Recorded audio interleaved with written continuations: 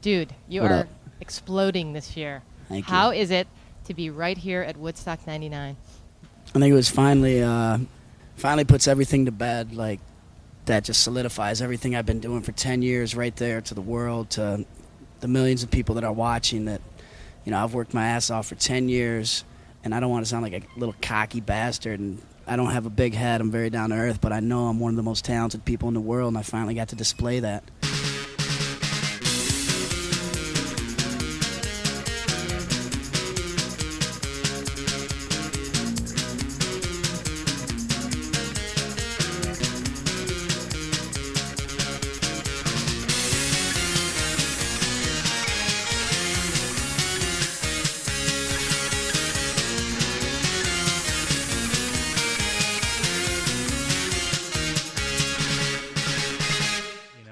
He's a fucking cool kid. He's got more important things to think about. He's thinking about New Orleans and those jumbo shrimp. He can't be all about spelling and shit. Hell no.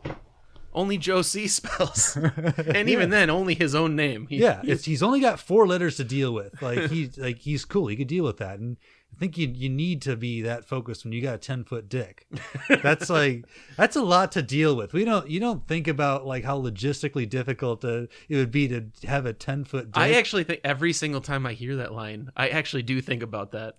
Like, he would have to have like one of those things that you like use to wrap up extension cords, and like just tuck it in his pants and bust it out when he goes to the urinal. Just wrap it all the way down around your leg.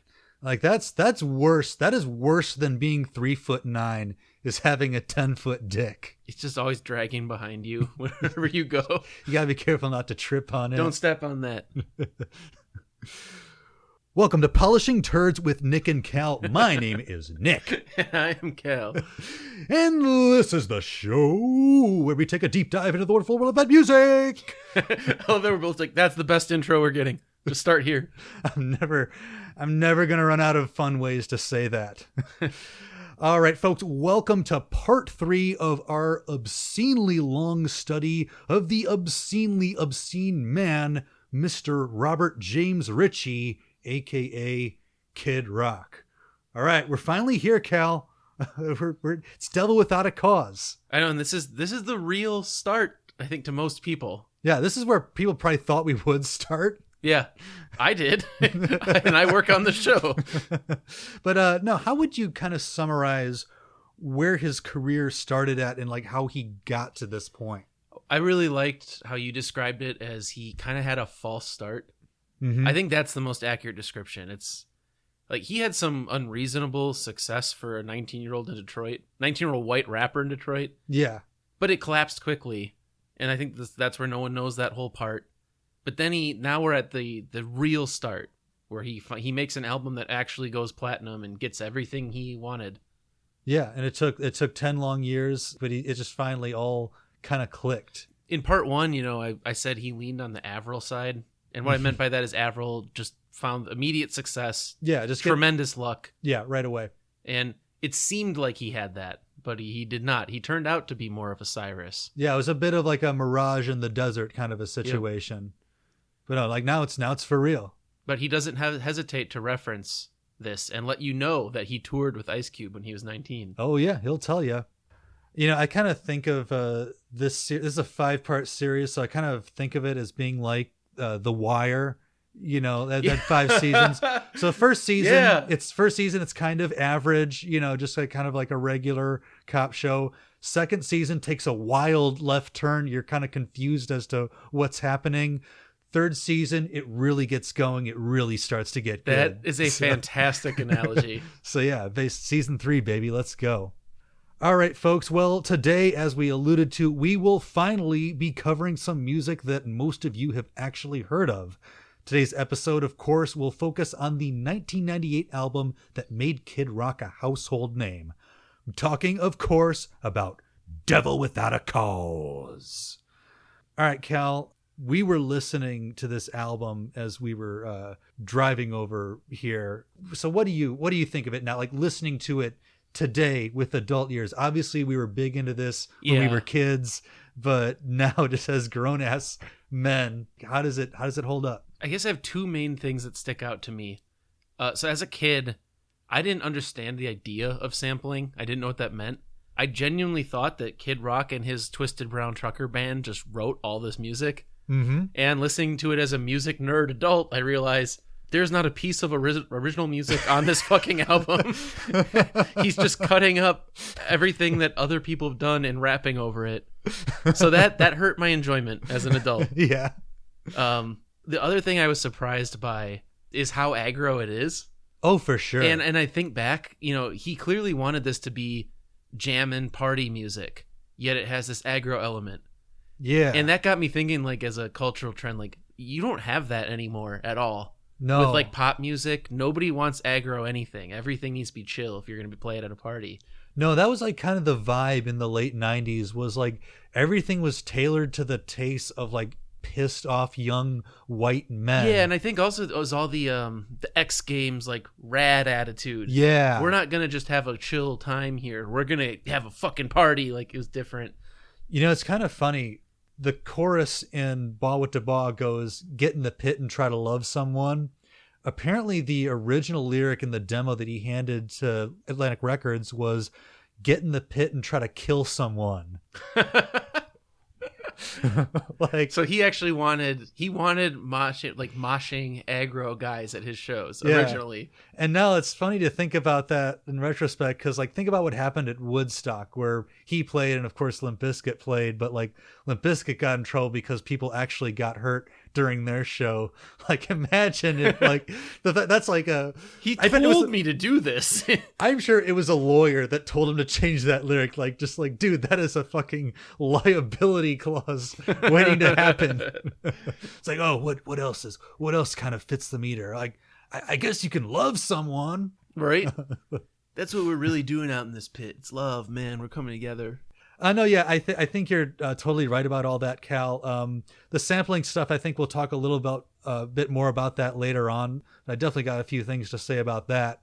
And it's super heavy, super aggro, much more so than anything he had done to this point. Yes, it is a noticeable shift. Yeah, and I don't know if that was because he saw where music was trending and what was getting popular. I'm sure that was a big part of it. Or if like he was just genuinely getting more pissed off like at that point in his life for some reason.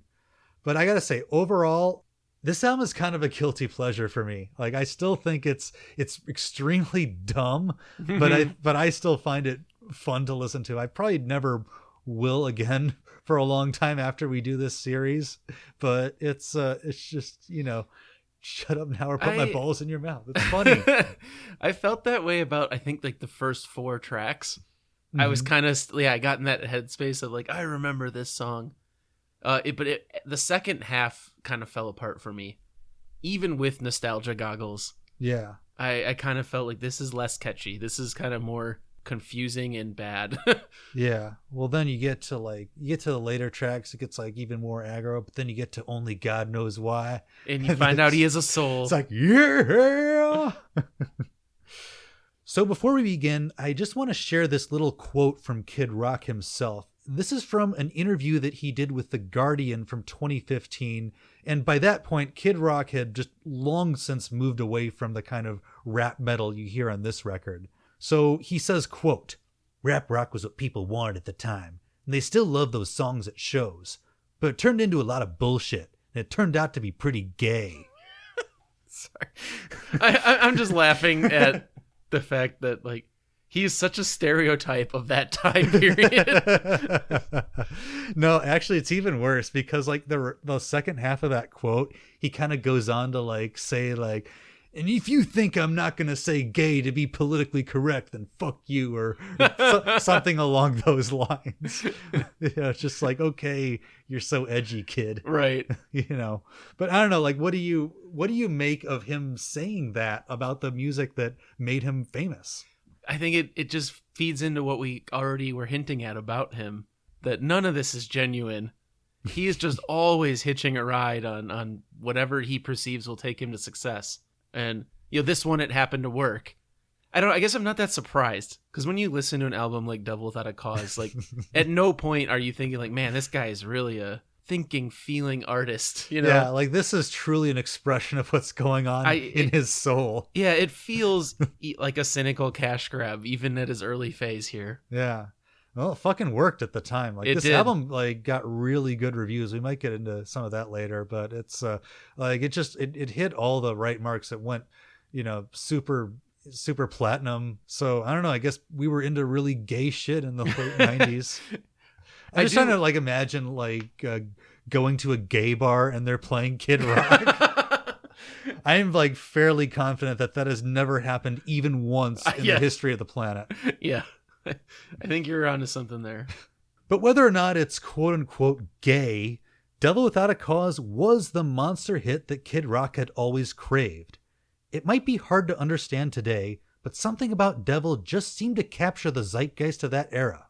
Each track pulsates with hyper-masculine bravado, a dirty concoction of old-school beats and headbanging riffs that feels like the soundtrack to some kind of bar fight. Everything about this album is over the top. From the production, to the lyrics, to the sheer audacity of Kid Rock's cockiness. Unlike his first LP, it's clear that Kid Rock is taking nothing for granted. He digs deep, employing every gimmick, every production trick, every musical reference he can think of to make sure that you're paying attention. And you know what? It worked. Kid Rock screamed his name, and we paid attention. He bragged about being a badass, and we believed him. He told us he was going platinum, and we made it happen over 14 fucking times. Yeah, 14 times platinum this album eventually went. It's the single worst thing humanity's ever done. The worst thing.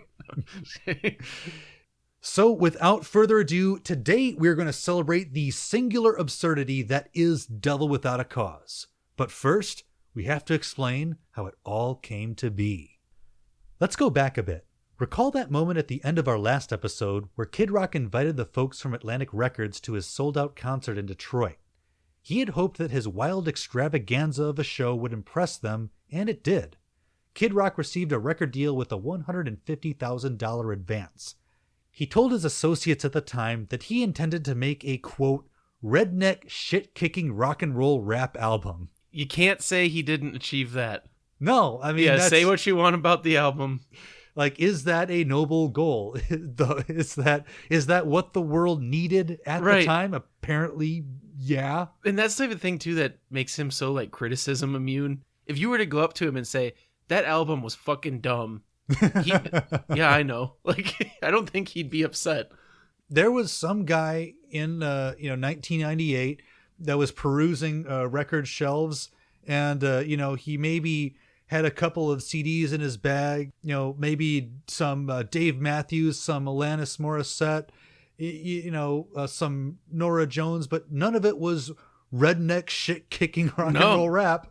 So that was a market that needed to be filled. Yep. No, by the time this came out, had Rage Against the Machine was around, right? Oh, of course, they'd been around since the early 90s. You could argue that they started like rock rap. Yeah, I mean, they're an example of how you do it right. Yeah. And Limp Bizkit, arguably, I would say is like, Fred Durst aside. Well, they were doing some interesting shit. So they had their first album in '97. They probably have much better redneck credentials than Kid Rock, right? And they're more closer to an actual fusion of rock and rap than Kid Rock is. He just nailed the business end of it, like we've talked about before. Yeah. This guy just understood innately, like, how to fill this market with the exact product they wanted. If it's marketed right, you'll buy it. Yep. For Kid Rock and the Twisted Brown Truckers, everything seemed to be in place. To record their shit-kicking album, they returned to the White Room, the studio where Kid Rock's creativity had blossomed in the early 90s. But there was just one problem. He couldn't find the songs. Indeed, at the most critical moment of his professional life, Bob Ritchie was afflicted with a massive case of writer's block. It's the scariest part of being an artist, I think. Yeah. Once you're signed, you make an album that's an expression of your soul that you've been thinking about the last 10 years. Mm-hmm. And then you get signed on the merits of that album. Now you got to do it again.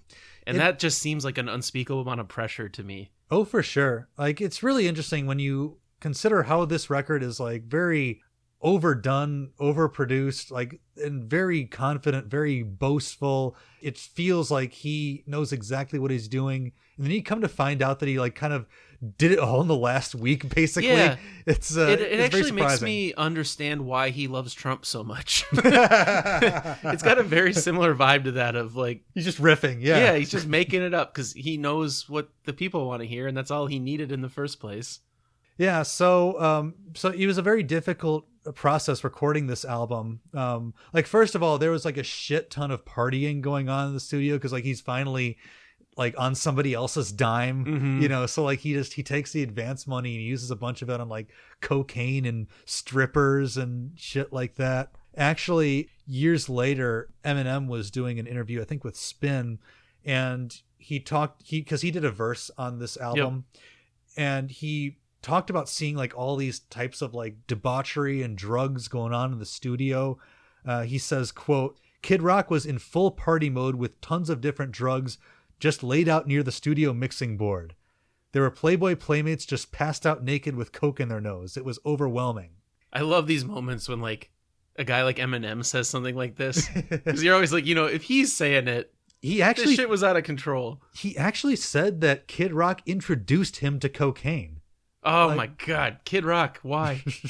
So yeah, sending Eminem down that path perhaps, because Eminem actually didn't do as much drugs when he started as people tend to think, but then when he kind of started rapping about drugs and had this image of being this drug user, he just decided to live up to it. Right. And that's when his problems started, apparently. I can't say I wouldn't do the same, honestly. Yeah, no, it's like how do you just have these tendencies to begin with, like it's fun and you have no reason not to, and you're like I said, you're on someone else's dime. Oh yeah, people are giving it to you for free, practically shoving it in your face. Yeah, so it makes sense.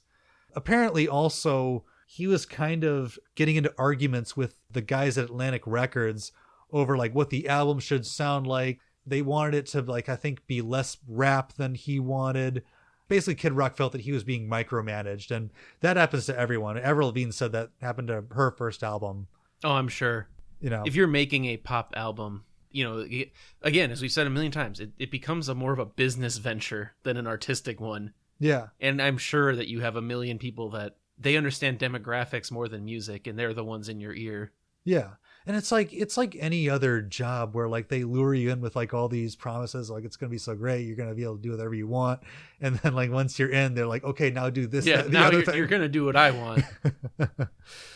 So then like, yeah, like he just like, he spends months just kind of dicking around, like not really having ideas, like doing too much coke. And at one point, like the deadline was like 2 weeks away. So Kid Rock and Uncle Kracker decided to just kind of take a break, clear their minds. They go down to Memphis and party. They go down to New Orleans and party. Gotta get those jumbo shrimp, man. That's all he thinks shrimp. about. But apparently the jumbo shrimp didn't do their trick because he came back and they just had nothing. And I find that specific moment so relatable as a writer. Yeah. It's like, okay, I'm just going to step out. I'm going to like get some inspiration. I'm going to take a bike ride, or like I'm going to smoke some weed. Like, and I'm going to come back and I'll have a fresh perspective.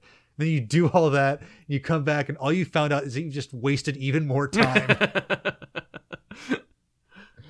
So yeah, then like that happens, but then finally, like a week left before the deadline, he cleans up the studio, kicks out all like the strippers and hangers on, and then he just kind of bangs the album out at the last minute. As someone now who's listened to a whole lot of pop music through doing the show, I can kind of tell, but I don't think I would have even. As a kid, obviously, I didn't. No. Because, like, back then, like, I thought this was, like, a monumental work of genius. Yeah. But again, it's because you're thinking through this lens, this naive lens of, like, he wrote all this shit. Yeah. You're not thinking that he just cut and paste stuff and rapped over it, which is what we learned most of it really is. If you had never heard, like, any pop music and the first artist you ever heard of was Weird Al, you'd think he was like the greatest structural songwriter of all time. It's like, wow, how's this guy coming up with so many original like melodies and chord changes? You know, that just happened to be about baloney and shit. You know, that's kind of how Kid Rock is. But yeah, he finished it on time, and there are kind of two things that helped out with that. One was that Uncle Cracker that we mentioned in our last episode that he is one of Kid Rock's writing partners, and he co-wrote almost every song on this album. That's incredible to me. I never would have thought you would never look, just like Google Uncle Cracker, look at what he looks like, and just imagine that this is the type of guy that could write an album that goes 14 times platinum. I think it happens more than we want to know, honestly. The person who's the face of the music, the artist whose name's on the CD case, half the time is not the person that it was the secret of the success. Oh, for sure. It's like Star Wars. Like how the George Lucas's wife, I'm blanking on her name, but she was the lady who did all the editing for the original trilogy. Oh, and I didn't know that. There is some very strong evidence through the years that like she is the reason those films work. Oh, yeah, editing it had is nothing to do with George Lucas and his editing dumbass. is crucial for any film, so I totally believe that. And Yeah. actually, historically, there have been a lot of females in film editing that like really are key to making it work, because you can have a great film with a bad edit and it just it ruins everything. And then we're sitting here talking about it, and I don't even know her name, and I know the story. Fucking toxic ass males that we are. So Shame the on us. Uncle Cracker is the George Lucas's wife of Devil Without a Cause. Yeah, somebody please edit his Wikipedia page. And then finally, I just got to point out, 3 of the 12 tracks on Devil Without a Cause were actually re-recordings from previous songs that came out on his other records. And I have you to thank for why I knew that. Yeah, I had no idea until I actually started listening through his discography. So yeah, like 25% of this album isn't new. Honestly, he could have got away with 60% not new. Could have gotten with 100%. I don't think anyone would have known, because everything we've talked about up till now was so underground. Yeah, it would have just been like a few thousand people in Detroit would have been like, huh? But yeah. Like everybody else is like, yeah. I already knew you were the bull god. Devil Without a Cause landed in record stores on August 18th, 1998. And while this album would eventually go platinum, as Kid Rock insisted, it was a rather slow burn before things finally got going. The first single from Devil was actually not Bawitdaba, but rather the track Welcome to the Party, an old school rap tribute that sounds totally different from the rest of the album. It's an odd choice for a lead single. Let's check it out and see if you guys agree with me. Well, my name's Kid Rock, I'm a Capricorn, and Detroit City's where I was born. When I was young, I knew I'd always be a super live body rockin' MC. I'm TNT, I'm dynamite, and I'ma rock this party all damn night. I got the gift of gab, I can walk the walk. I became an MC when I learned to talk. Say guru, gaga, I got a lot of time to eat MCs like piranha. I'm a pro at this, yeah, the ultimate, 'cause I don't spit my rap too quick. I'm the ladies' pick all around the world, but I only got eyes for just one girl. I don't twirl around like a ballerina. I roll through towns and I rock arenas. I may seem a little underage, but at least I am not. I think Kid Rock has a weakness on picking his hits. I gotta be honest, because like we mentioned in episode 1, like Yodeling in the Valley, weird choice. Yeah. And I think this one is a miss as well. Because to me, this is one of the weaker tracks on this album. Oh, for sure. My main reason is this is the most like 1980s ass basic rap is just starting rap I've ever heard. Mm-hmm. And he's trying to get away with this in, 99 is it? 98, yeah. And you want to be like, we're way past my name is whatever, and I'm here to say. We're way past that. And it's like not even enough time has passed for like the nostalgia to become cool, so it's a really odd choice, and it doesn't sound like the rest of the album at all. And I think in 1999, if you put this on at an actual party, I think people would be like, what the fuck are we listening to? So yeah, this quick way to clear the room. Yep. It's like put no scrubs back on. What the fuck are you doing? Also, like, let me completely nerd it up by pointing out that if you were paying really close attention to the songs in this series, you'll notice that the main sample that's used in that song is the same sample that he used in the song Genuine Article that we played in episode 1. It's from a song called Free Your Mind by a group called The Politicians in the 70s. Wow. Okay. I did not notice, actually. No, I'll admit. Yeah, he's ripping himself off, basically. Well, he's ripping himself off, ripping off the roller. No, but yeah, but welcome to the party. That's It makes sense too why he talks about letting your mind be free. Then he's referencing the original track. oh, I missed that. How did I miss that? Jesus Christ. You know what else I love about that song is like just the way that his like voice cracks on certain lines. Like, only got eyes for just one girl. It's Fred Dursty. It is. Yeah. It's really cute. It's adorable. So that single, like, predictably didn't really go anywhere. And then the next one was I Am the Bull God. That one he released in November of 98. And that makes a little more sense. Yeah. That one I could see why you would think that's your... Hey, it might be the best one on the album. I don't know. I think so. That's the only one that I still think is kind of cool, even when it's dumb.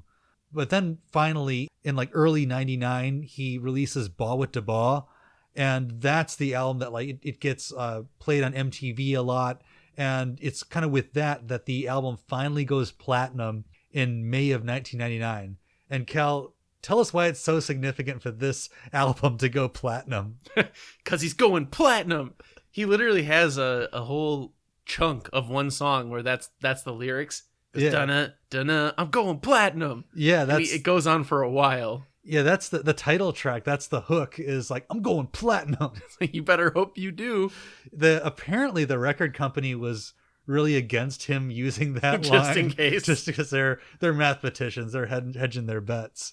But I'm trying to imagine like Kid Rock as these months go by. He's just like looking at the sales charts, Come on, biting his come on. fingers. Like, come on, I'm going to look so stupid. Please go platinum. So like it must have just been like, like more of a relief than like a euphoria. Yeah. When he actually got that like golden or platinum disc handed to him.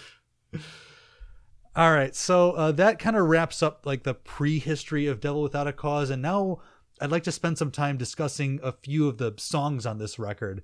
And honestly, if I wanted to, I could probably think of something to say for every fucking track on this album. Easily. But alas, because we live in the United States and our Constitution forbids cruel and unusual punishment, I think it is probably wise to play it safe and just focus on a few select songs that I think are the most important.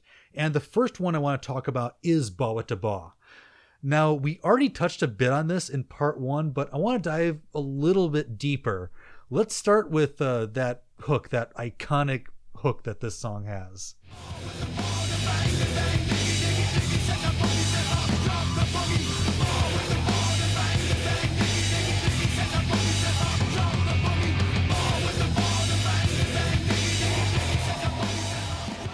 All right, Cal, so my question to you is, what did you think that meant as a kid?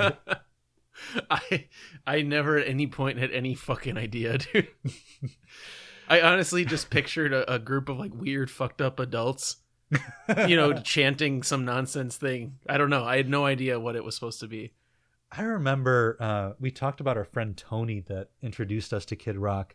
And at one point he developed like this like elaborate theory about what it went, like Bawitdaba, like two balls, and bang to bang meant like sexual intercourse somehow, and then diggy like meant getting the phallus further inserted. It was something along those lines that he had a whole thing of what it meant, but that's not what it means. No. Thankfully. I'd be giving Kid Rock way too much credit if he came up with Bawitdaba and it meant anything. What the story you just told me is like proof of why he had middle schoolers so enraptured with it. Yeah, because it sounds brilliant if you've never heard it before. Right. So what does it actually mean? Where did it actually come from? Well, basically what Kid Rock is doing here is he's taking a classic hip hop line and turning it into this, testosterone infused like metal chant. So the original Bawitdaba came from an old school rap legend named Busy Bee. You ever heard of this guy, Cal? Nope. And that's fine. Like, this is like very esoteric early New York City rap. Like, some of our listeners may know who he is.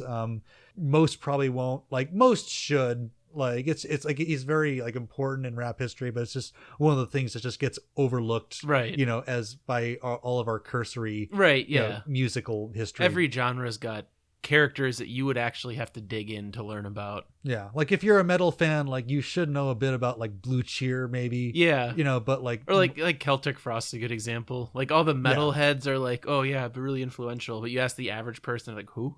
yeah, What the fuck does that mean? yeah. So Busy Bee was kind of one of those guys. He was born David James Parker in 1962. He just started rapping with like those really early generation of hip hop pioneers in New York City. He took place in a number of rap battles, and one of them was this kind of classic confrontation with another rapper called Kool Mo D in December of 1981. Now, this was one of the first recorded rap battles in history, and this tape just became legendary among old school purists. Like people would like pass this tape around, and like that was like just how people related to hip hop before the record industry was actually pumping out LPs. So during that rap battle with Kool Mo D, during Busy Bee's verse, he says these immortal words. Well, I know you and y'all know me, so I welcome y'all to the place to be. Come on, I'm signing up right here on this shit short shot to enter this contest for this trophy right here. I'm talking about a busy bee here. I go, y'all. I go 1, 2. Oh shit. I go ball with the ball, but ding, ding, diggy, diggy, diggy, shake the boogie to the bang, bang. I go ball with the ball, but ding, ding, diggy, diggy. Come on, come on, come on. Right now, y'all, well, it's time to prepare to pose the #1 rapper of Kid Rock just takes things and makes them shitty. I enjoyed that. Yeah, it's cool. And like you had just said when we were off there, like that's better than Welcome to the Party, and that was like a decade earlier. Oh, for sure. Yeah, it's so that's where you get ball with the ball, da bang, you know, and then he kind of used it like a little bit later in some of his other songs. And I think like other rappers like kind of appropriated it. It just became kind of like one of those sayings that people knew in that community. Mm-hmm. I mean, it's so weird because it's like equal parts tribute and appropriation. Mm-hmm. I had this analogy I've been kind of toying with, and I feel very conflicted about it for personal reasons, but I liken Kid Rock to like Quentin Tarantino. Sure. Okay. You know, like, so Tarantino, brilliant filmmaker, like just huge figure for me personally, but a lot of his films are just referencing other films that he personally liked growing up, and usually it's a film that like the average cinema goer would have no idea even exists, but like because he's such a nerd, he just like takes it, puts it in his film, and kind of lets you assume that he thought it up. Right. You know, and like Kid Rock is basically doing the same thing in just a much more crude, inept way. Right. It's like he's just taking other people's shit and just putting it in his song and like, you know, kind of making it his own thing. But, you know, 95% of people who bought Devil Without a Cause think Kid Rock invented Bawitdaba. That's the secret of the whole thing. Once you realize he's not adding anything, he's also not a magnetic enough or cool enough guy to add something just by existing. No, He's just not. He's just your average Romeo, Michigan white dude that happens to be pretty good at rap compared to most people you know. like, is anybody 20 years from now gonna like steal a Kid Rock No. line and use it in their thing? That's one of my favorite lines in Devil Without a Cause. I forget what song. I think it's a song, Devil Without a Cause. He goes, there is no doubt in my mind, I'm going to stomp all over your test of time. Really? And you're kind of like, why would you think that? You basically just cut up someone else's song and rapped over it. I don't. Yeah, there's a lot of doubt in my mind. That Why album, would that stand the test of time? Like, this album, I think it's aged like fucking milk, right? Oh, it's terrible. It's Yeah. like it sounded so cool at the time. It got really good reviews from like Rolling Stone, All Music, you know, Village Voice. Everybody loved this album when it came out. And so now, hard to explain. like, nobody's going to write a retrospective today about how awesome Devil Without a Cause was. The only stuff I've seen like that was written in recent years is like kind of cheeky, ironic, like stuff in like the New Yorker of like, oh, guess what I'm listening today? Kid Rock, you know, by like fucking Soy Boys and shit. But no, it's really, it's amazing when you really do a deep dive. Like, because on the one hand, you got to give Kid Rock credit. He's got great taste Yeah. in music. Like he's the guys that he's referencing. If you just amassed like a box set that was the bibliography of artists that Kid Rock took from, it'd be like some banging ass fucking for music. Real. Yep. Just it gets distilled into this. Yep. Now, if that wasn't enough, it's also been claimed that the breakdown of Kid Rock's Bawitdaba contains a quote-unquote reference to the riff from Pantera's Cowboys from Hell. Let's check that out and see if we can adjudicate this a little bit.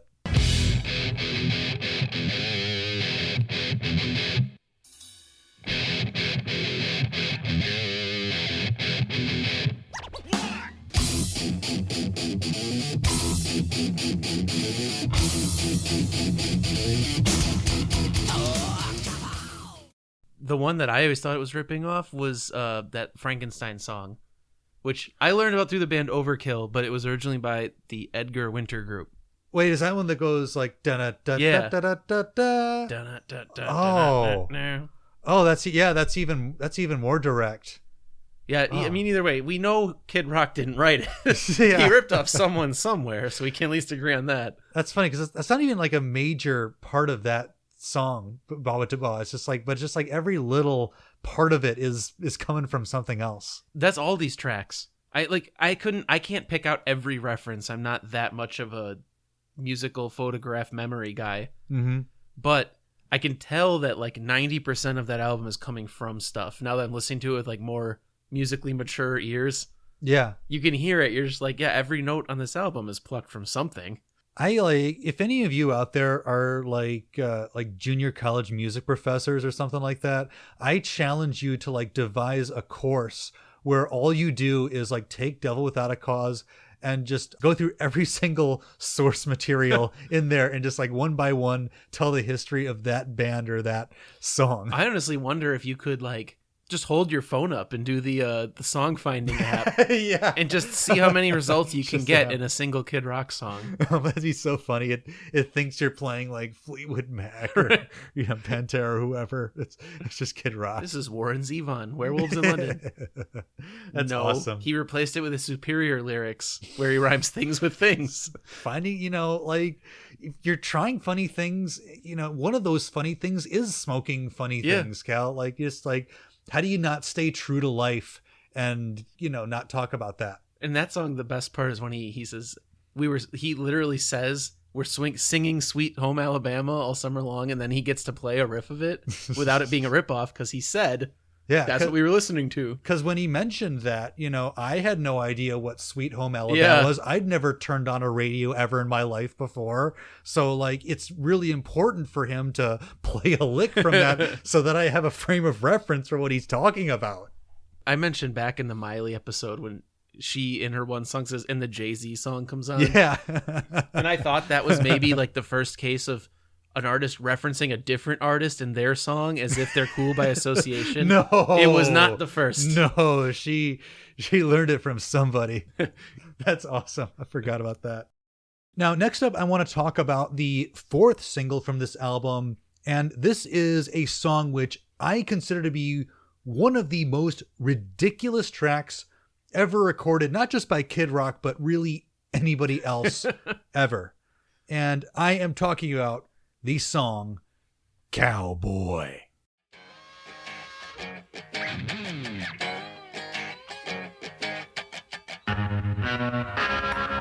Well, I'm packing up my game and I'ma head out west where real women come equipped with scripts and fake breasts. Find a nest in the hills, chill like Flint. Buy an old drop top, find a spot to pimp. Then I'm a kid, rock it up and down your block. Go with a bottle of scotch and watch lots of crotch. Buy a yacht with a flag saying chillin' the most.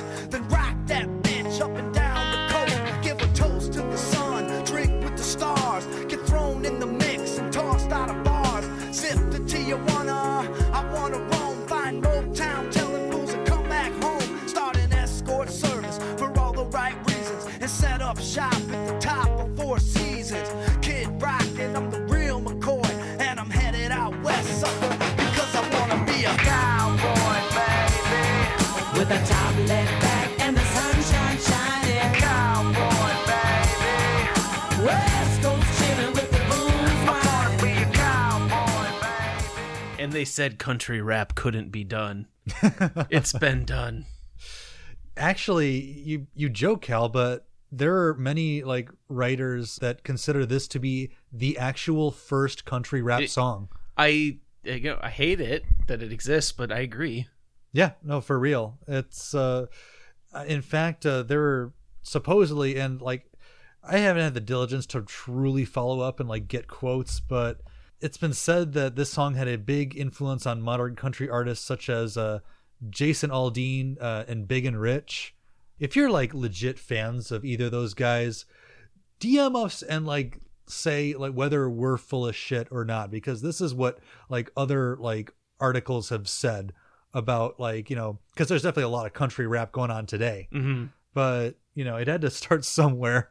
Why not with Kid Rock? This actually may be the only time he legitimately advanced music. Not in a positive way, just but in a measurable way. In a measurable way. Oh, dude, yeah, this song I struggle with this because this is the type of person that would like this song is the type of person I generally hate, and that clouds the whole thing for me. I can't make an unbiased judgment. Mm-hmm. As soon as I hear that first verse kick in, it's nails on a chalkboard for me. There's a lot of really interesting things about this song to me. And one is, and I don't know how much you caught this, Cal, but if you really look at the lyrics, this song really isn't about being a cowboy. No, not at all. In fact, it is very specifically about moving to Los Angeles to become a pimp. Gonna pimp those country women. Yeah, like he's, started escort service for all the right reasons, set up shop at the top of Four Seasons. Like he talks about spending all of his time on Hollywood and Vine. It's very like just, hey, he wants to be a pimp in LA. Fine, I guess, but why is that being a cowboy? He wanted to make country folk feel cool. That was his only goal. It was, can I write a song that country people will like, but also makes them feel badass, cool Hollywood pimps? Well, it's so funny because later on in his career, we're going to get songs about how like sitting on a porch, drinking PBR, shooting off guns with a Bible and a Jack Daniels on the table. Like he's going to like just embrace that, mentality completely. It's because it's whatever you think is cool enough to buy is what I think is cool. Like that's all he is. Yeah. If it's marketed right. Yep. Honestly, I really think this song is so over the top that, just think about how much is going on. He's got like female backup vocalists. He's got a harmonica. He's got like this like fucking spaghetti Western guitar reverb. There's even like a ragtime breakdown at one point. Oh, actually that's the next bit I wanted to cover. So we played you a bit from the first verse, but I want to focus specifically on the third verse of this song, and that is where this album this song truly reaches the zenith of absolute insanity. So I just like, I'm sorry to like really bombard you with this, but I can't let this go. So let's play a little clip from the third verse of Cowboy.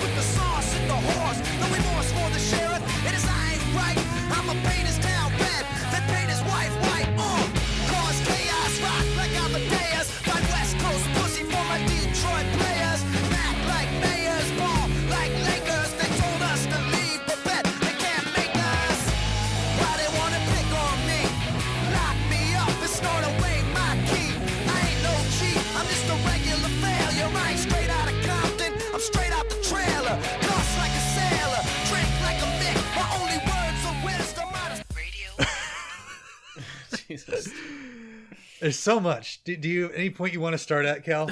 I don't know. How about this right in your That's in the unedited version of the song, by the way. He went with that consciously. I honestly, that moment, that one specific bar, if he had never done anything else, that would qualify him for an episode of Polishing Turds. Nothing says I'm a badass like self-censorship. Right in your bow. He didn't want to actually admit, even in a malicious way, putting his dick in someone's ass, because we all know he's incredibly homophobic. He's not gay. He goes to he's not fucking gay. He goes to great lengths on all of his albums to tell you how not gay he is. So, that's a matter of record, I guess. I also just want to mention, like, he says, no remorse for the sheriff. In his eye ain't right. I'ma paint his town red and paint his wife white. We're picking on our friend Tony a lot in this series. I never meant to do that. He's like, if you're out there, man. Yeah, I haven't spoken with him in like a long time, but like nothing against him. He's a great dude. But like I can't. When we were kids, I asked him what that meant, what paint his wife white meant, and he said it meant he's gonna marry her. Like so she's gonna wear the white dress. That's so sweet. Marry her. That's adorable.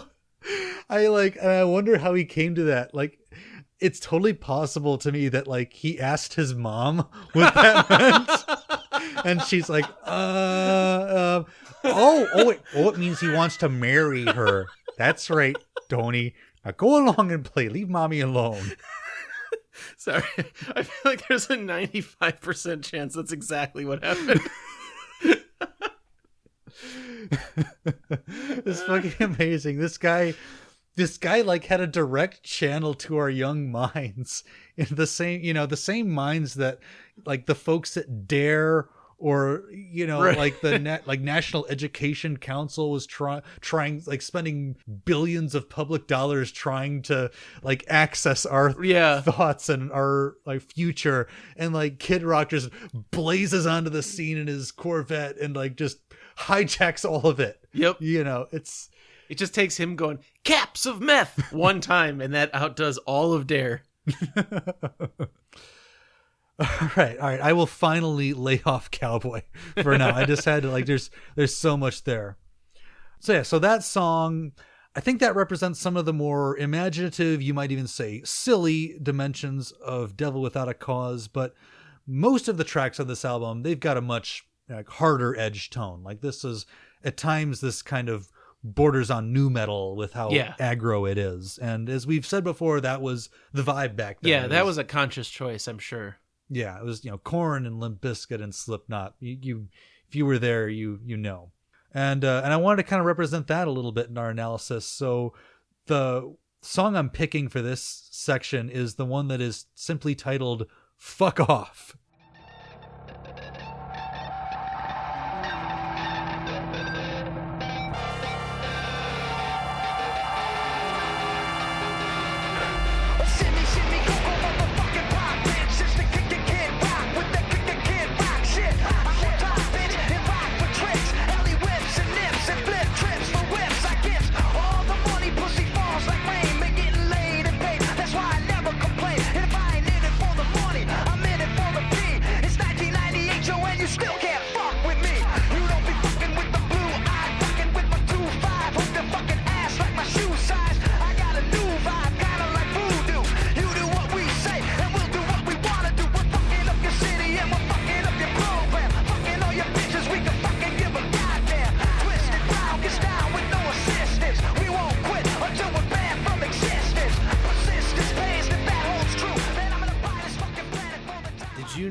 The more times you say fuck, the more badass you are.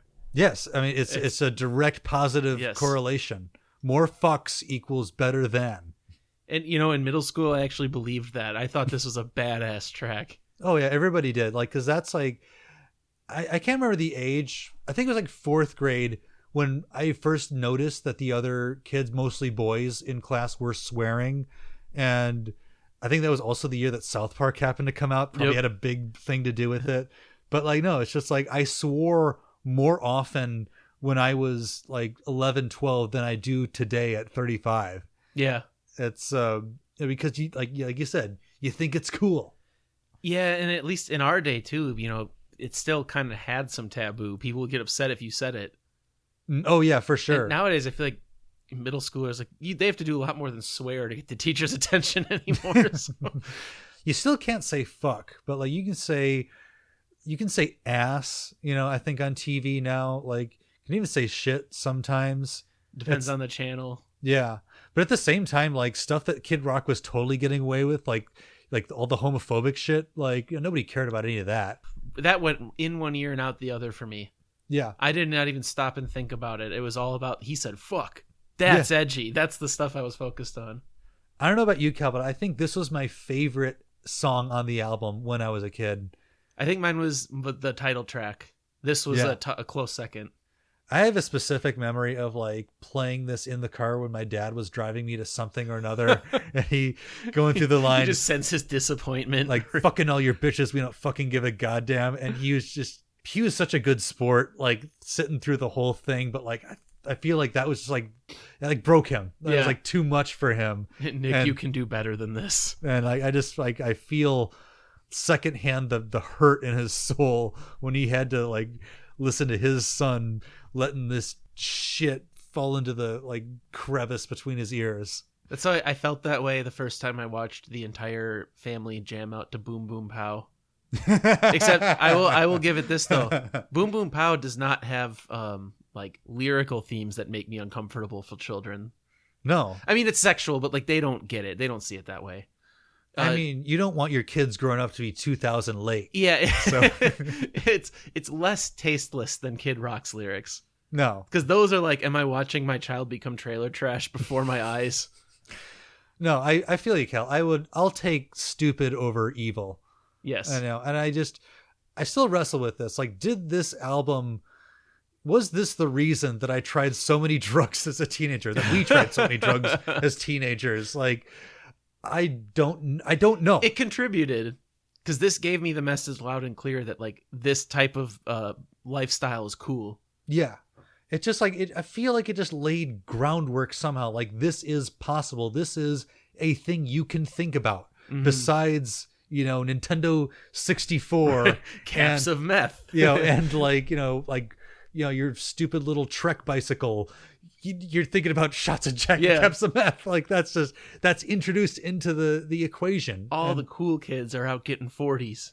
Yeah, like I didn't know what a 40 was. It took me years to figure out what half of this shit meant. That's true, yeah. But the fact that my early association with it was a positive one, like, I don't know, man.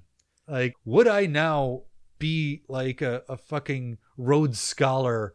Would I be the chair of a Department of Political Science at Berkeley if I hadn't heard Kid Rock? Kid Rock corrupted my soul. I don't know, man. Like, I guess you gotta like hack into the metaverse to find that out, but I don't know. I don't know, man. Also, it's so funny that on the clean version of this album, this song and Black Chick White Guy are just completely off the record. So like, there's no way they could have cleaned it up. They just had to like take it out wholesale. I get that, and I agree with that. Yeah. You get to this point of censorship where you're like, what am I doing? They should have like the clean version of this record should just be "Welcome to the Party." Like, nothing. It's a CD single. Like, who's to blame? I don't really know. Okay, now for the last song in our analysis, we're gonna take a complete 180 in terms of style and tone. You see, this is the slow trunk. This is the track number 10. This is the serious ballad, and Kid Rock himself referred to it as his free bird. You'll have a chance to test that theory out a little bit. But this, if you don't know what we're talking about, this is the song "Only God Knows Why." I've been sitting here trying to find myself. I get behind myself. I need to rewind myself. Looking for the payback. Listen for the playback.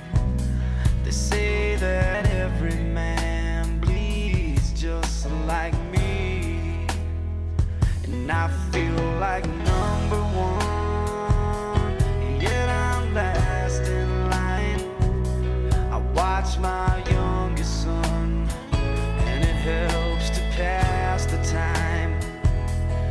take too many pills that helps to ease the pain. I made a couple dollar bills, but still I feel the same. Okay. All right, again, Cal, where do you want to start with It's this just- one? I feel his pain because after we've become such famous podcasters, and there's a price you pay to be a big shot like we are. I think that's my favorite line personally in the song is he's all like sad, you know, he's like, there's a price you pay to be as fucking awesome as I am, basically is what he's saying. Like, am I supposed to feel bad? I'm confused now. You know, my favorite line is, they say that every man bleeds just like me.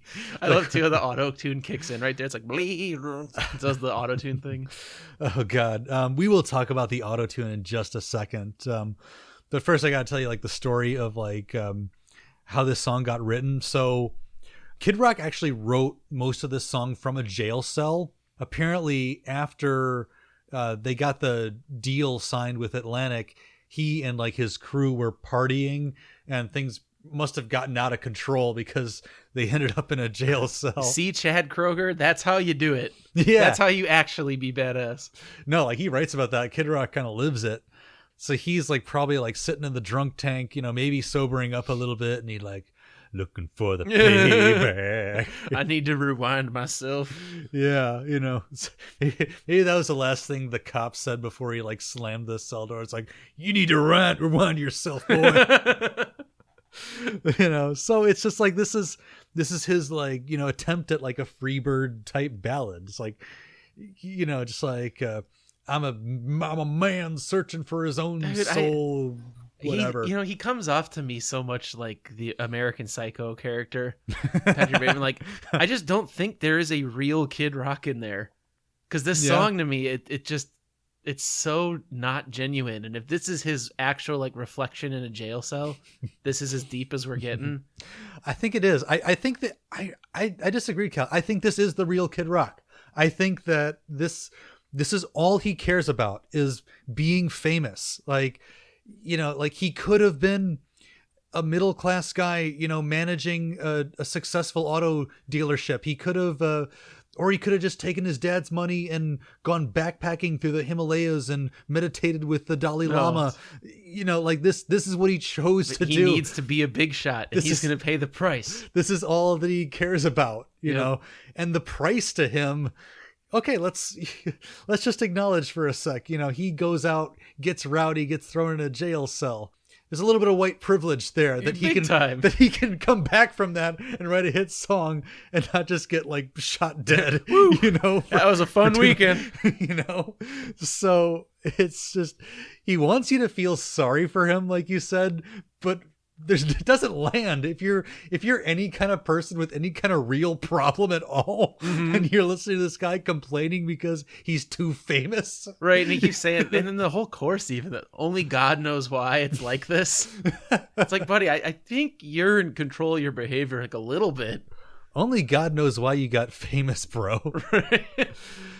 And then finally, we do have to talk about the autotune, because I think that is actually the most fascinating thing about this song, because we've talked about autotune on this show, Cal. Like I think we both have a generally negative opinion of it, and perhaps that's just because it's so ubiquitous nowadays. Yeah, it's the way it's used. It's used as a crutch for shitty singers, and it's just kind of it's too prevalent.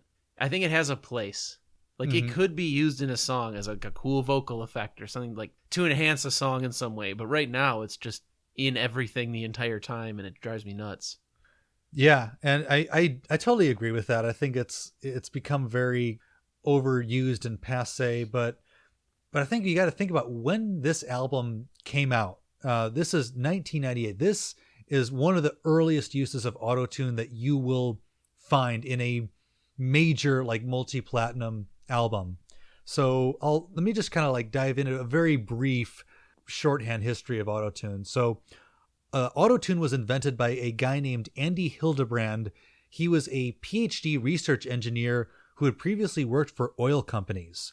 He developed a technology called autocorrelation an algorithm that uses seismic waves to create subsurface maps that oil companies can use to find potential drill sites.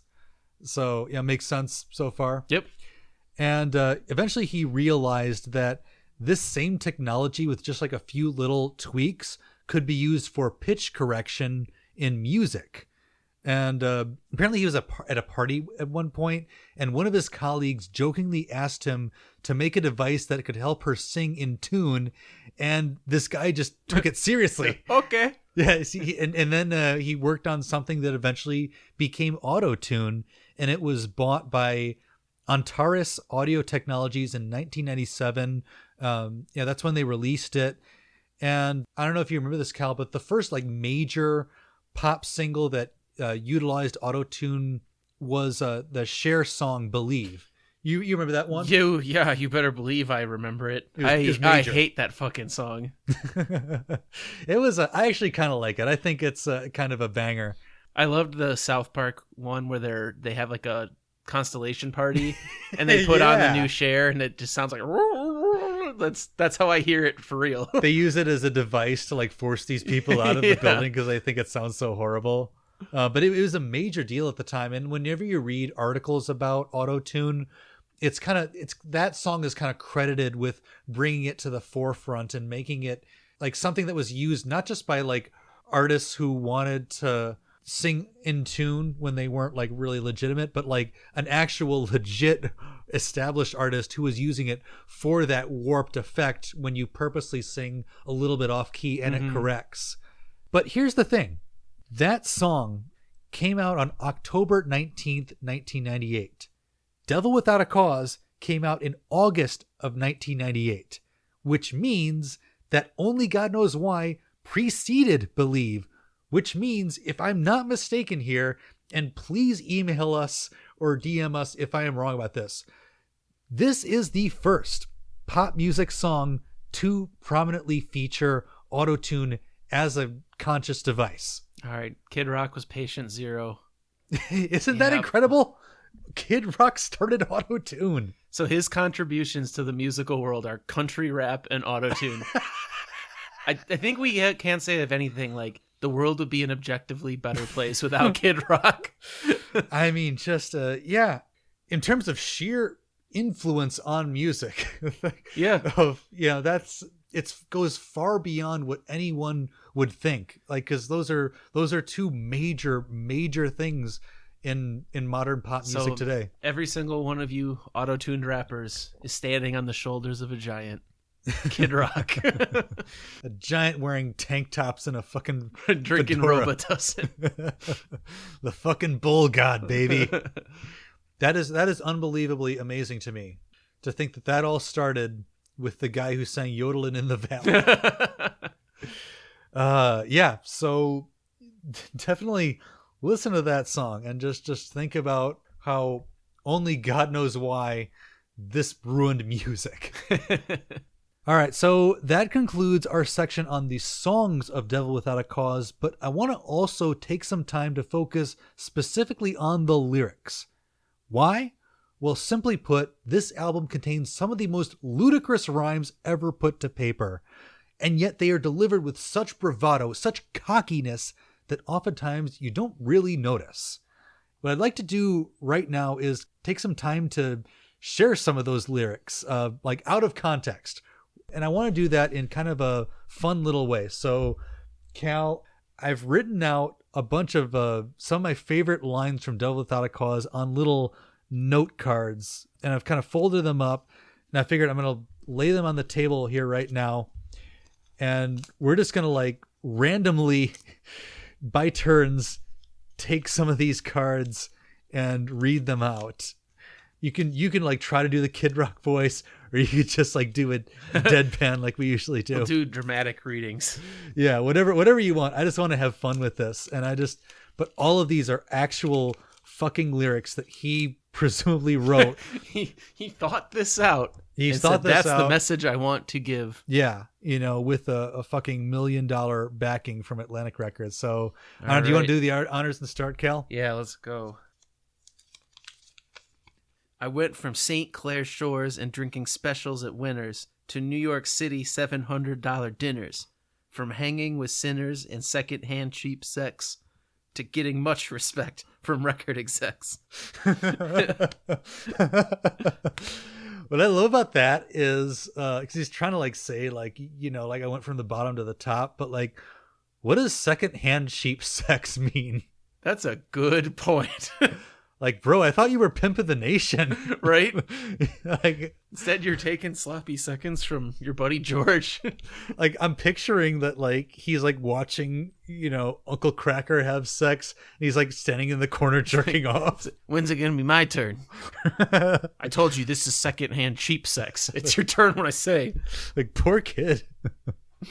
All right, my turn. Old as piss, but small as ass. That's one of my favorites. You know what that one's from? That's Joe C. Yeah. Old as piss, but small as ass. What is that? I've thought about that lyric over and over for years. I know, it doesn't mean anything. Old as piss. I guess I can see that one. It's like just an old school saying.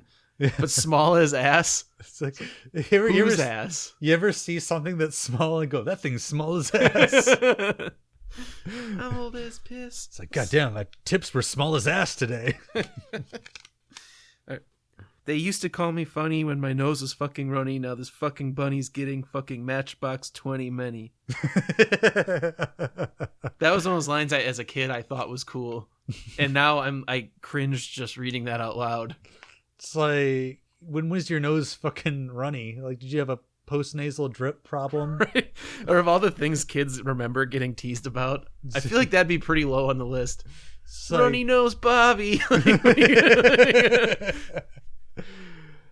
all right.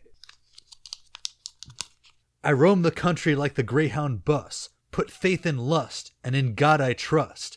I'm not Peter Pan, I don't fuck with fairies, but I bust more rhymes than virgin cherries.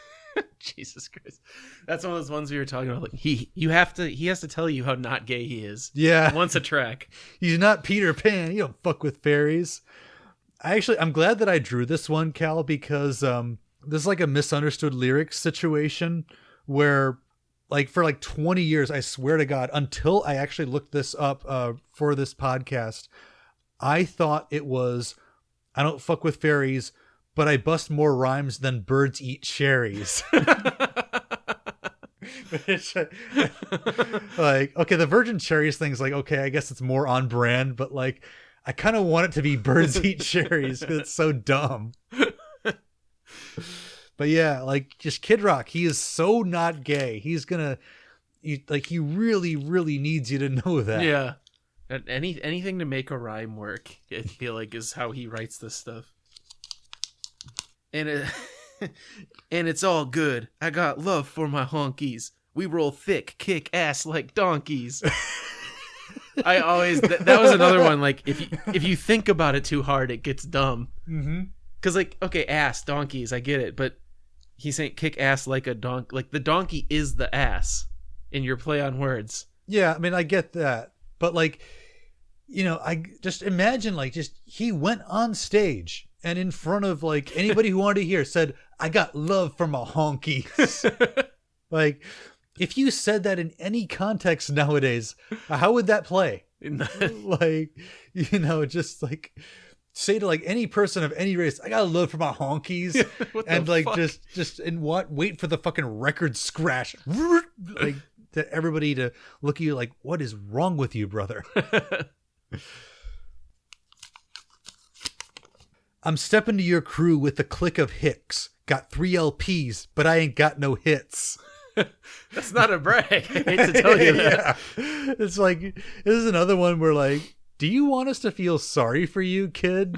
It's like, you know, not only are your albums failing, but like you gotta like roll with Hicks. It's like, yo, I gotta hang out with Jim Bob from the bait store, and you know, Johnny who's got a cleft foot. Nobody in LA likes me. I don't steal from the rich and give to the poor. I take from my bitches and give it to my whores. I guarantee you he thought that was a great one. Oh, of course he did. He thought that was super clever. It's just- He already told us too. He's not Peter Pan, so I guess this is at least consistent, if anything. yeah. Oh wait, sorry, I'm thinking of Robin Hood. I'm confusing my. Well, he's not My Peter old Pan myths. or Robin Hood. No, Now, is he subsidizing his whores? You know, because if he's a pimp, they should be giving money to him. And then he should like be taking his bitch out to a nice dinner. So really, if he was like just doing his thing properly, it should be the opposite. it should be the exact opposite. But that's not what rhymes, obviously. So like you keep saying this, Kyle, and you're right. Like he will bend into like fucking contortionist positions to make a rhyme, even if the actual content of it makes no sense at all. Oh, I like this one. Who planted that glove? Man, I don't care. I'm too busy running fingers through your mama's hair. Ooh, that hurts. He's not just fucking my mom. He's like actively seducing her and playing her emotions. Yeah, I like that lyric. It's a very nice visual. Like he's making taking care that of my stupid mama. ass Macaulay Culkin smile while he's about to bang your mom, looking right at you. Meanwhile, OJ's getting framed, bruh. I got a whirlpool. Don't even ask. Licking pussy underwater, shooting bubbles up your ass. What does that mean? Exactly what it sounds like. I mean, there's somebody that would enjoy that, right?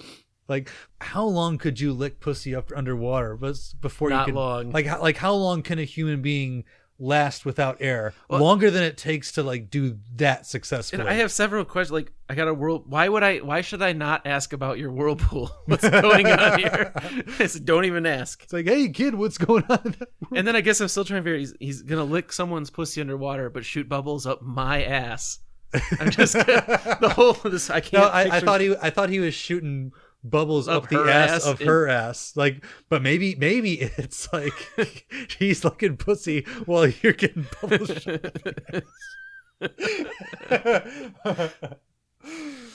So like, I'll tell you what, man. Like, you know, hang out with Kid Rocky is cool, but don't go into that whirlpool, Yeah. man.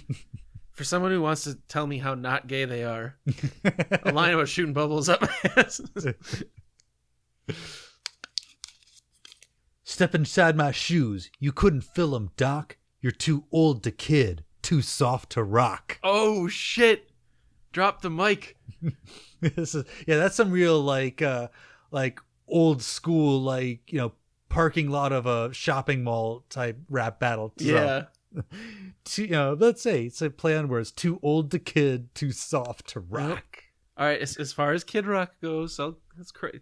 B plus. It's clever. I don't know. Like these days, he kind of is too old to kid. Yeah. Yeah. Holy shit! I don't even know he knew who this person was. Ayn Rand couldn't stand me, so she banned me.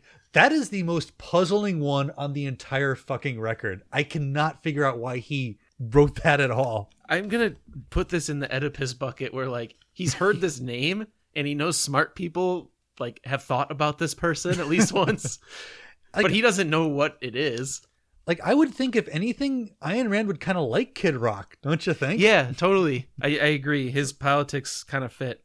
Yeah, that's just such a weird thing. Like, because when you consider that, like, you know, as Kid Uncle Cracker said, like his audience that was like, you know, young white kids who like dropped acid. Like, not many of those. Maybe like when they like go into rehab, they'll come back and like become real Randian assholes. But like that just doesn't seem to track with whatever what his whole vibe is. This one to me definitely speaks of him not really fully understanding what Ayn Rand is. Maybe like it was on his dad's bookshelf and he just like thought the name looked cool or something. Albert Einstein didn't like me. So he bite me. Oh God.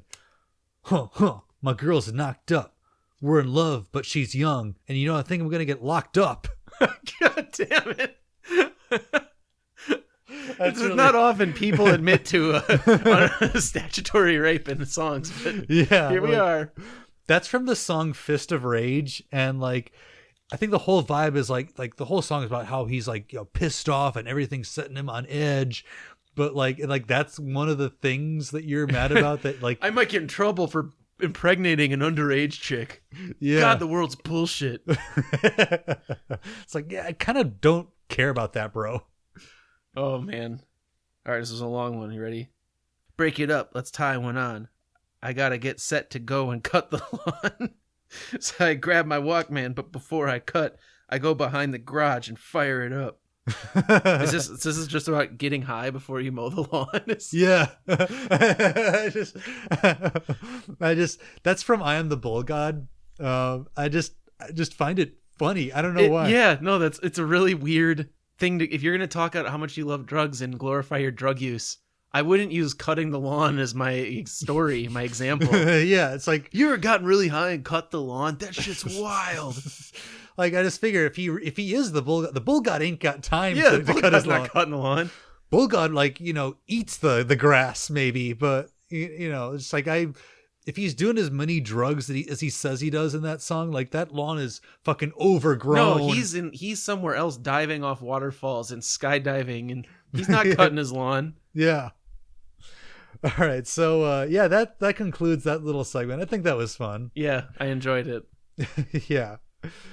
And there are many more examples, by the way. That was like a dozen of like 36 that I had originally. We could have just done lines from Cowboy alone. Oh, for sure. Absolutely. All right, well, returning to our main story, Devil Without a Cause turned Kid Rock from local Detroit legend into a multi-platinum superstar. A key moment came on July 24th, 1999, when Kid Rock put on a stunning performance at Woodstock 99. And I gotta say, if you've never seen this, go on YouTube and just like look up Kid Rock Woodstock 99.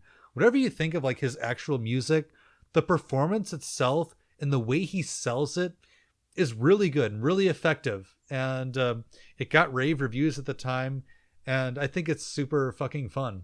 Yeah, I agree. I'm not gonna knock him on this ever. He has a presence, and his songs are memorable.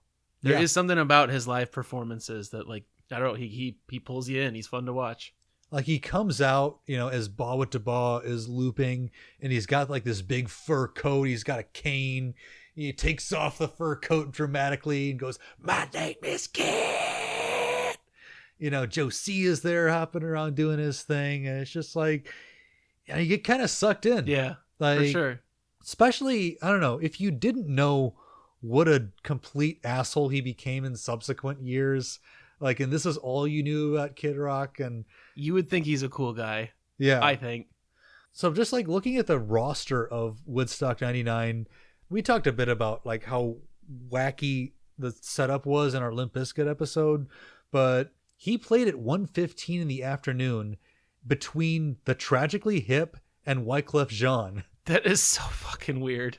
Can you imagine just being in the front row for that, through those three as your lineup? Yeah. How tonally confusing that is. It's like, no, I like all these guys equally. Yeah. It's just I'm just like super eclectic, bro. Yeah. Music appreciator. Yeah, but that was a big moment for him. That was kind of what really started to get him more and more noticed. Like, he was already platinum technically by that point, but it just really started to snowball into like, oh, this guy is like a really big thing now. Yeah, no, I still remember the vibe. Like, nobody was making fun of him yet. Yeah. It still felt like he was actually cool. And then in February of 2000, Kid Rock attended and performed at the 42nd Annual Grammy Awards. He was up for Best New Artist, an award he ultimately lost to Christina Aguilera. Though the nomination was flattering, the irony was not lost on the kid. How could he be considered a new artist when he'd been releasing music for the past 10 years, including one album on a major label? I think it's with that in mind that Kid Rock constructed his next album, The History of Rock. This is mostly a compilation of songs from Kid Rock's indie years, the stuff that we talked about in our last episode. And you could argue that this was a bit of a cash grab from a newly hot artist, but I think that on some level, Kid Rock genuinely wanted people to believe that he was not an overnight success. I don't know, what do you think about that, Cal? Do you remember this thing? No, because actually, this is where I signed off of Kid Rock, I'm pretty sure.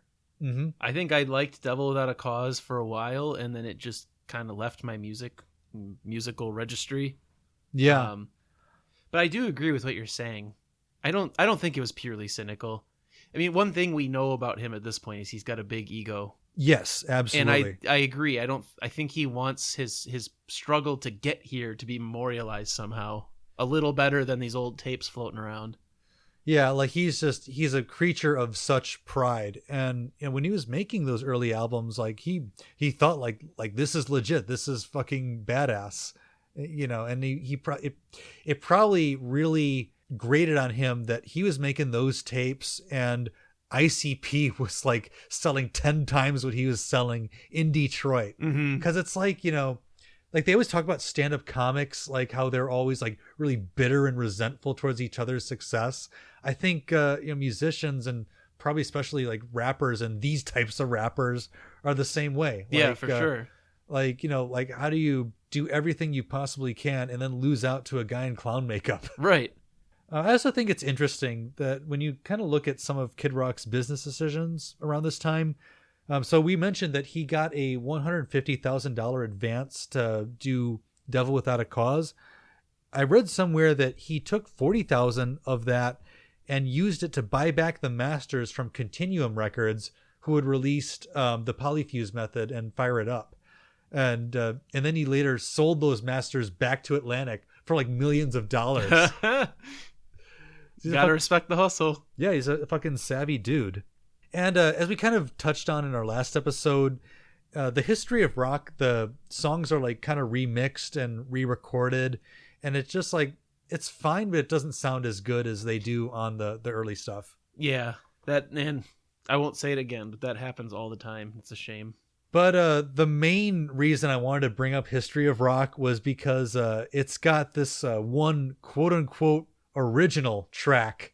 And I am putting original in heavy scare quotes here because more so than anything we've talked about to this point, this is like the most blatant use of oversampling that Kid Rock has done. I actually think that like this is the first of like a new category. I'm going to call it like Kid Rock karaoke songs. Like, cause it's not just like he's taking a sample and using it to make it his own thing. It's like he is rapping over somebody else's song. And that, of course, is the song American Badass. Yeah, and I've set up and tore down this stage with my own two hands. We've traveled this land, packed tight in minivans. And all this for the fans, girls, money, and fame. I played their game and had to scream my name. I will show no shame. I live and die for this. And if I come off soft, then you on this. Are you scared? Devil without a cause, and I'm back with the beaver hats and Ben Davis slacks. 30-pack of strolls, 30-pack of hoes. No Rogaine in the propane flows. The chosen one, I'm the living proof with the gift of gab from the city of truth. I jabbed and stabbed and knocked critics back, and I did not stutter when I said that. I'm going platinum, selling rhymes. I went platinum 7 times, and still they're ill and wanna see us ride. I guess because only God knows why.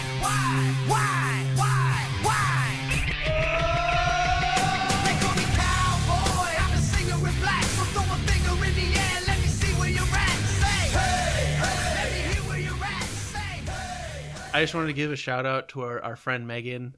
That Yeah. We were on a road trip to Nebraska when we were like probably like 19. Mm-hmm. And this came on the radio naturally. And I still remember this, Megan, if you're out there and you still listen to this. This came on and she realized it was Metallica. And she just had this horrified look on her face. She goes, but why would they let him do this? And the way she said it was like perfect. It was so funny. I hear that and I hear like Cindy Lou Who, like, why would you take a Christmas tree? Why? I mean, there's royalties. Yeah, and what we're talking about, guys, is that is straight up Sad But True by Metallica. Like Yeah. the intro and everything, he didn't change a note. No, He just raps over their song. I know. Like he's not like taking the guitar riff and like adding an 808 or like taking the guitar riff and like tweaking it, adding distortion. Like just, like sampling is fine. Like sampling is integral to what rap is, but you got to find some way to make it your own. I'm going to rap over your song. Like it feels like he he must have like forgotten that the record company had asked him to come out with a new song, and like somebody like called him at like 3 p.m. It's like, kid, when's that new song ready? It's like, what new song? It's like, dude, it's due by 6 p.m. It's like, holy shit, better get to the studio. Sad but true's on the radio right there. Yes. Well, this is pretty badass. What if I just rapped over this? Yeah, so it just fucking slapped together. And you know what? This is around the time that Lars Ulrich is freaking out about losing, money to Napster. So maybe that's why he like let Kid Rock take his song. But yeah, it's so brazen and so shameless. Well, I don't know who bought it, because I would imagine there's quite a bit of overlap between Kid Rock fans and Metallica fans. Yeah, it's not like Busy Bee. Yeah, and I don't know who hears that and goes, he really made this better. Like, if you're out there, fuck you. Yeah.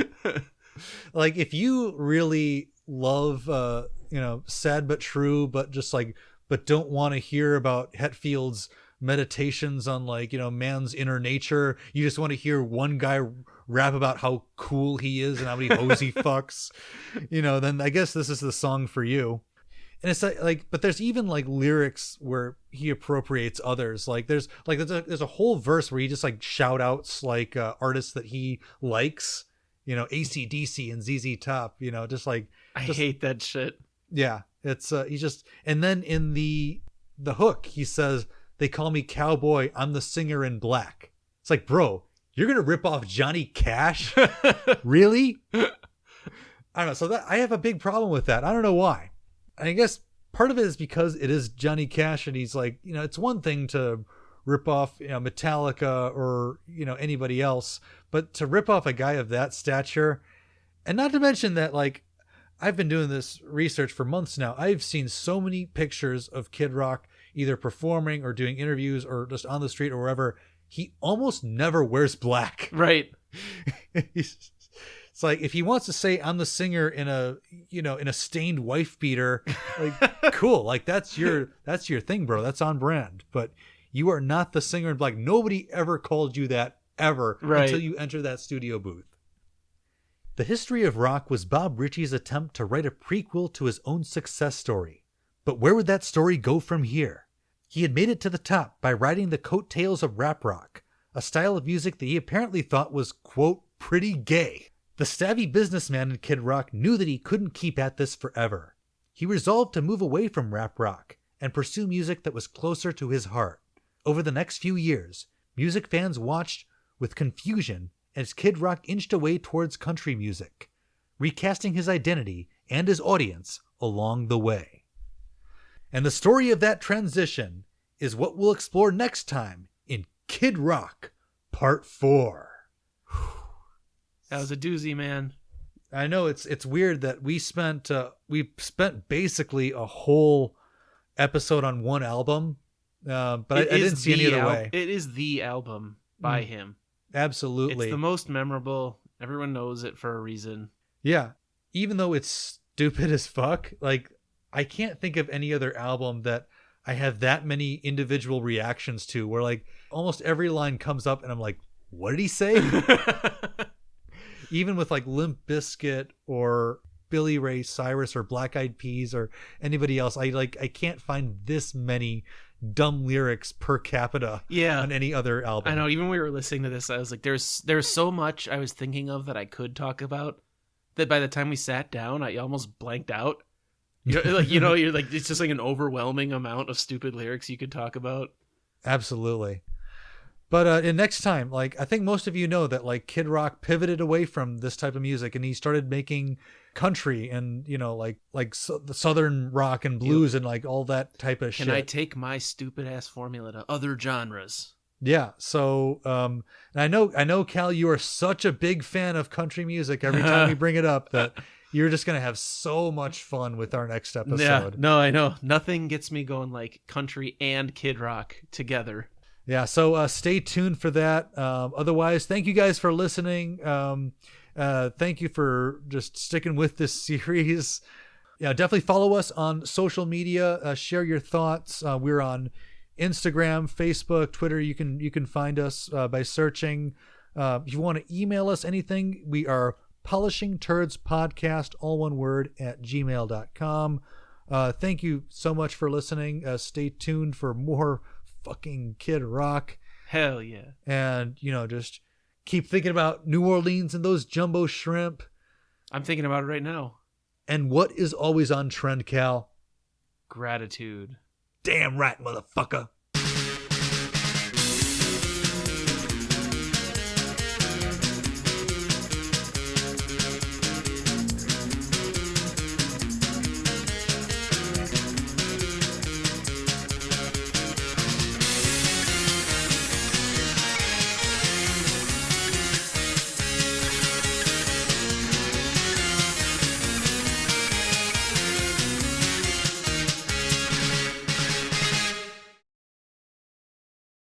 Ten-foot dick, 10-foot dick, 10 foot dick.